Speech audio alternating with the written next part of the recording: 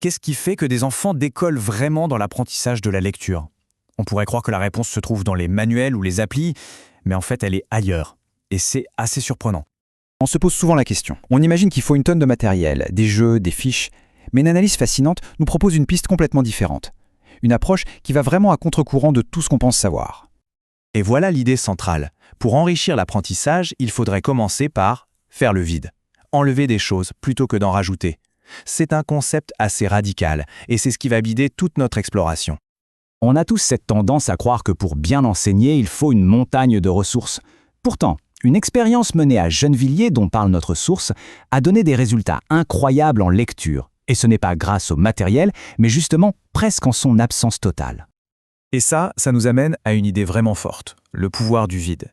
Une étagère qu'on laisse volontairement vide, ce n'est pas un manque de moyens, non, c'est une vraie stratégie. Ce vide, il est là pour créer quelque chose de beaucoup plus précieux que n'importe quel objet pédagogique.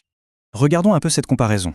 D'un côté, une étagère pleine, ça peut pousser à un travail très individuel, très dépendant de l'objet. De l'autre côté, une étagère vide, eh bien ça force ce qui est le plus important. Ça demande de l'interaction humaine.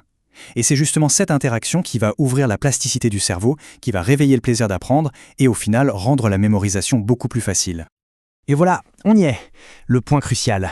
Le vide, ça fonctionne parce que ça nous oblige à nous tourner vers l'outil le plus performant qui soit, celui qu'on a tous en nous, l'interaction humaine. C'est ça, le vrai moteur de l'apprentissage. Alors passons au premier de ces trois fameux outils, des outils immatériels donc. Le premier, c'est la rigueur. Mais attention, quand on dit rigueur, il ne s'agit pas du tout de rigidité. C'est quelque chose de bien plus profond, de bien plus structurant. La rigueur, dans ce cas précis, c'est une méthode.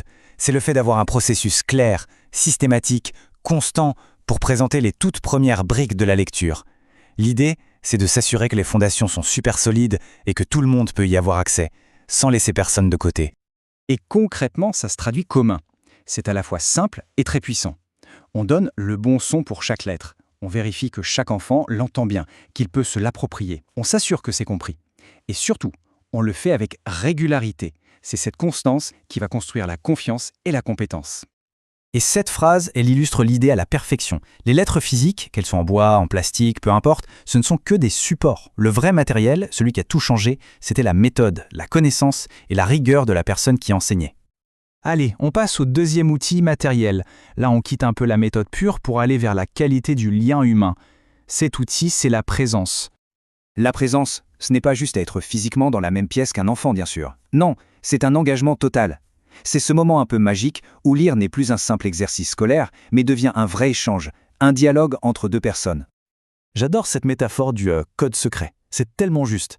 Quand un adulte écrit un mot juste pour un enfant, tout à coup, la lecture devient le déchiffrage d'un message qui lui est personnellement destiné.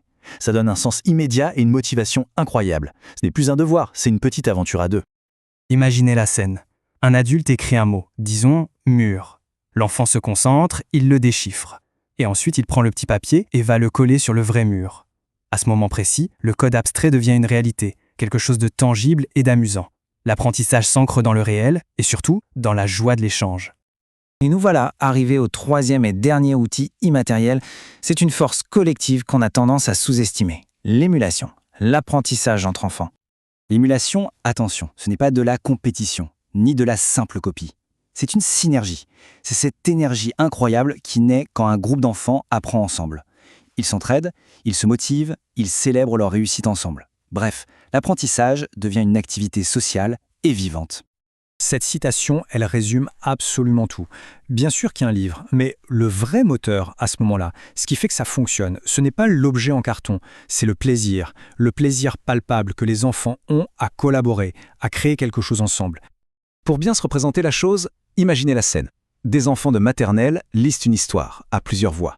Il y a le narrateur qui lance « Papa, on arrive bientôt ?» et un autre qui lui répond en jouant son rôle « Oui, bientôt, je vois la mer rouge !» On sent bien leur concentration, mais ce qui frappe, c'est surtout leur joie et leur complicité. Le processus est super naturel et en même temps incroyablement efficace. Les enfants choisissent un livre qui leur plaît. Ils se répartissent les rôles, ils s'entraînent, ils se chamaillent un peu, ils négocient et à la fin, ils sont fiers de présenter leur travail. Et pendant tout ce processus, sans même s'en rendre compte, ils automatisent la lecture. Tout ça porté par le projet commun et le simple plaisir d'être ensemble. Donc pour résumer, s'il y a une chose à retenir, c'est bien celle-là. Les outils les plus puissants, ce ne sont pas ceux qu'on achète et qu'on pose sur une étagère. Ce sont ces forces invisibles qui circulent entre les gens. La rigueur de la méthode, la qualité de la présence et l'énergie de l'émulation. On termine avec cette question, juste pour y réfléchir. Et si, dans notre quête permanente d'efficacité, on avait un peu oublié l'essentiel? Si les meilleurs outils pour apprendre n'étaient pas des objets, mais des relations? C'est une perspective qui, finalement, change tout.